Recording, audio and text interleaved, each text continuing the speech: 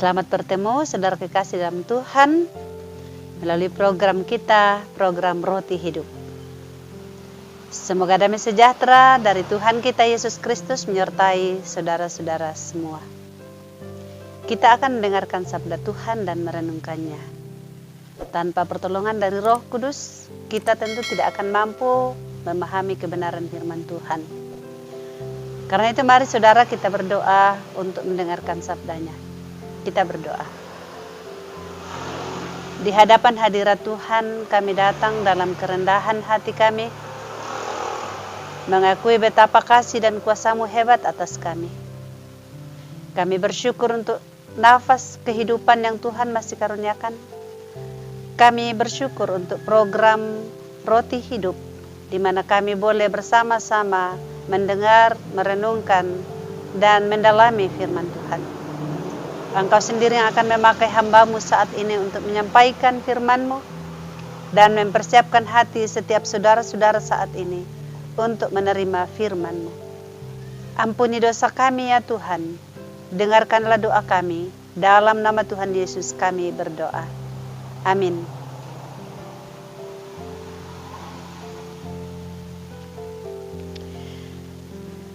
Kita akan membaca firman Tuhan dari Bilangan pasal yang ke-11 ayat 31 sampai 35. Bilangan 11 ayat 31 sampai 35. Sabda Tuhan demikian. Burung puyuh. Lalu bertiuplah angin yang dari Tuhan asalnya. Dibawanya lah burung-burung puyuh dari sebelah laut dan dihamburkannya ke atas tempat perkemahan dan di sekelilingnya. Kira-kira sehari perjalanan jauhnya ke segala penjuru dan kira-kira 2 hasta tingginya dari atas muka bumi. Lalu sepanjang hari dan sepanjang malam itu dan sepanjang hari esoknya, bangkitlah bangsa itu mengumpulkan burung-burung puyuh itu. Setiap orang sedikit-dikitnya mengumpulkan 10 homer. Kemudian mereka menyebarkannya lebar-lebar sekeliling tempat perkemahan. Selagi daging itu ada di mulut mereka, sebelum dikunyah, maka bangkitlah murka Tuhan terhadap bangsa itu, dan Tuhan memukul bangsa itu dengan suatu tulah yang sangat besar. Sebab itu dinamailah tempat itu Kibrot Tawa, karena di sanalah dikuburkan orang-orang yang bernafsu rakus. Dari Kibrot Tawa berangkatlah bangsa itu ke Hazerot dan mereka tinggal di situ. Amin.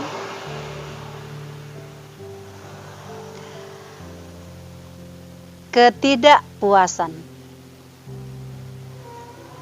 Boleh dikatakan bahwa ini adalah penyakit semua orang.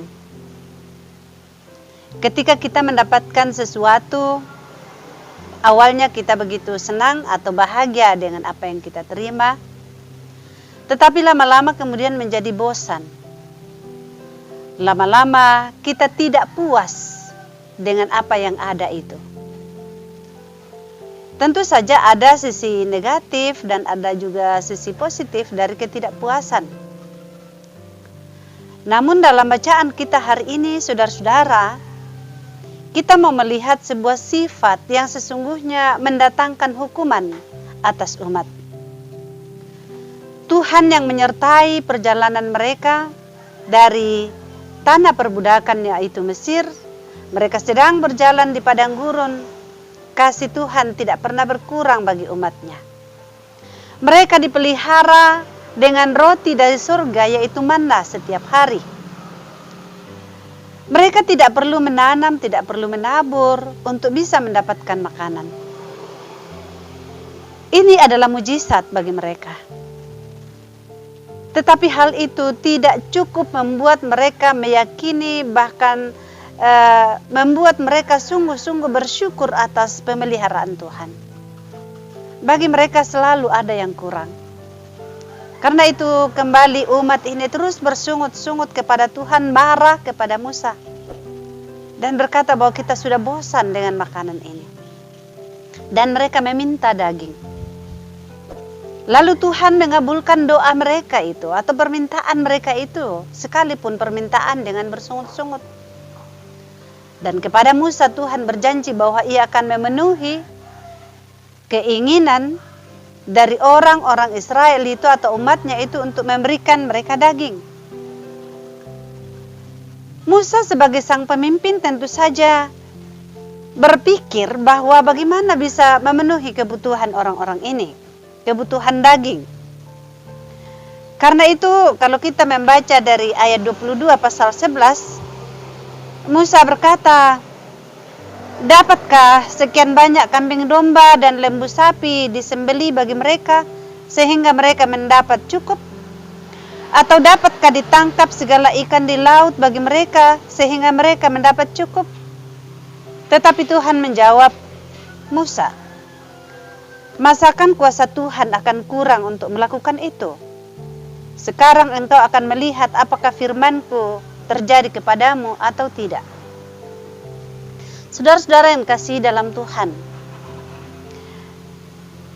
mujizat yang dialami oleh umat Tuhan tidak cukup membuat mereka untuk meyakini hebatnya kasih dan kuasa Tuhan memelihara mereka. Bahkan mereka terus menuruti keinginan daging mereka, terus menuruti nafsu mereka. Dan ketika Tuhan mengaruniakan daging kepada mereka dengan mendatangkan burung puyuh, mereka makan sampai puas, tetapi selalu saja ada orang yang rakus. Mereka mengambil lebih. Dan kemudian Tuhan marah kepada mereka dan menghukum mereka. Peristiwa pada saat awal turunnya manna pun terjadi hal yang sama. Bahwa ada orang yang rakus dan kemudian mengambil lebih daripada yang ditentukan, yaitu secukupnya untuk kebutuhan mereka. Dan Tuhan menghukum mereka. Tetapi rupanya itu tidak menjadi pelajaran bagi mereka untuk bertobat. Kesalahan yang sama terulang kembali. Begitu juga dalam peristiwa pemberian daging dengan datangnya burung puyuh bagi mereka. Nah, saudara-saudara yang dikasihi dalam Tuhan, nafsu rakus tidak akan pernah menguntungkan, akan tetapi justru membuat kita celaka. Nafsu rakus tidak akan pernah membuat kita menjadi kelebihan, tetapi justru akan merusak semuanya, bahkan merusak hidup kita. Karena itu biarlah kita belajar sama seperti ajaran Tuhan Yesus. Cukupkanlah diri kita dengan apa yang ada pada kita. Dan Tuhan Yesus pun mengajar kita setiap hari berdoa, berikanlah kami pada hari ini makanan kami yang secukupnya. Jadi saudara-saudara yang dikasih dalam Tuhan, mari kita bersyukur untuk apa yang Tuhan beri. Dan cukupkanlah itu bagi kita sehingga kita dapat menikmatinya dengan penuh sukacita. Dan kita dijauhkan dari nafsu rakus atau dari segala keserakahan yang justru akan mendatangkan hukuman, bahkan malapetaka untuk kehidupan kita. Saya kira kasus orang-orang yang rakus, ya serakah, dapat kita lihat pada saat-saat sekarang ini. Ketika masa pandemi, begitu banyak bantuan yang diberikan oleh pemerintah bagi orang-orang yang terpapar ataupun juga bagi orang-orang yang mengalami imbas dari COVID-19. Tetapi toh pada saat yang sama ada orang yang juga begitu serakah yang kemudian korupsi dana-dana bantuan tersebut. Dan tentu kita tahu bersama kasusnya berakhir pada kasus hukum. Mereka harus mendapatkan hukuman atas perbuatan mereka. Saudara-saudara yang dikasihi Tuhan, Tuhan tidak pernah lalai memelihara kita. Tuhan tidak pernah meninggalkan kita sekalipun kita sedang berada di gurun kehidupan. Percayalah, mujizat Tuhan akan selalu nyata. Makanan, minuman akan terpenuhi. Setiap hal yang kita butuh akan dicukupkan Oleh karena itu, jauhkan diri dari nafsu rakus. Tuhan memberkati kita. Amin. Mari kita berdoa. Bapa di dalam surga, terima kasih untuk firman-Mu saat ini. Kiranya Tuhan menjauhkan kami dari nafsu keserakahan atau nafsu rakus. Belajar bersyukur kepadamu untuk apa yang Tuhan sudah beri, dan memberikan kepada kami hikmat, pengetahuan, rasa hormat dan takut akan Tuhan, sehingga kami selalu bersyukur untuk setiap berkat-berkat-Mu yang Kau sudah limpahkan bagi kami. Jauhkan dari kami segala kekhawatiran ya Tuhan, sehingga tidak membawa kami kepada keserakahan atau melupakan Tuhan. Biarlah kami terus percaya bahwa apapun keadaan kami seperti sekarang ini, Tuhan ada bersama kami dan sanggup memelihara hidup kami. Ya Bapa di surga, saudara-saudara kami saat ini beberapa yang sedang menjalani karantina mandiri, hamba-Mu berdoa untuk mereka. Tuhan pelihara, Tuhan berikan kesehatan yang baik kembali, Tuhan menolong mereka melewati masa karantina dan mereka boleh pulih dari COVID-19. Begitu juga yang sementara kondisi sakit penyakit, Bapak Dera Mantong, Bapak Peter Rompon, kami juga berdoa untuk Bapak Markus Tumaya, dan mungkin ada lagi yang dalam keadaan sakit, Bapak Yohanes Tapak, dan beberapa keluarga. Tuhan pulihkan mereka, sembuhkan di dalam nama Tuhan Yesus. Terima kasih Bapa di surga, semua pendengar firman-Mu Engkau lawat dengan kasih setia-Mu. Mereka berkecukupan dalam Engkau, mereka bersyukur, iman mereka tetap teguh, dilindungi Tuhan dalam masa-masa pandemi. Terpujilah Tuhan, dengarkan doa kami, dalam nama Tuhan Yesus kami berdoa. Amin.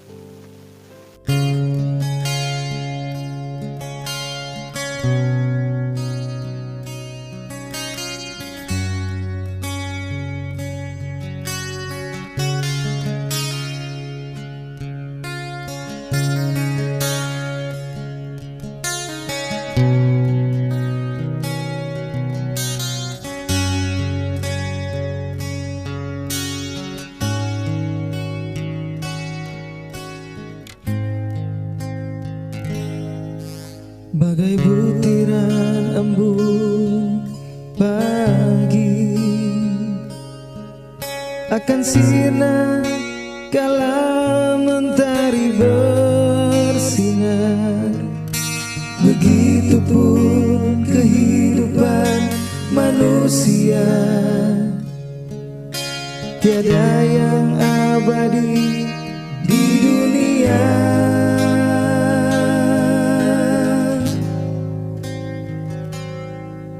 Pernahkah engkau menyadari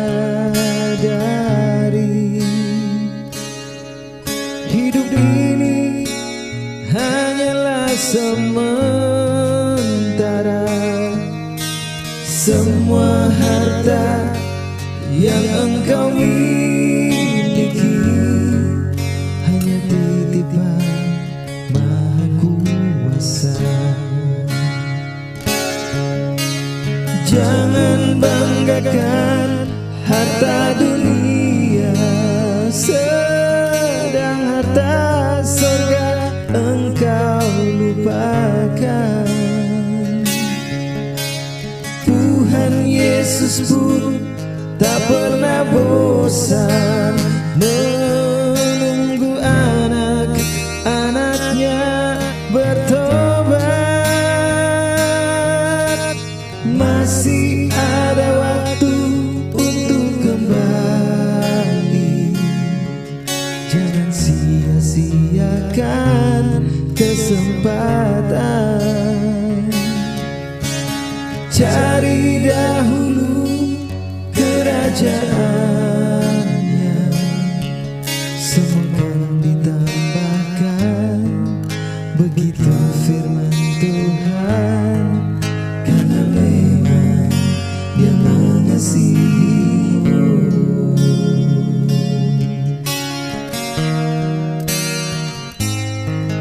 Pernahkah engkau menyadari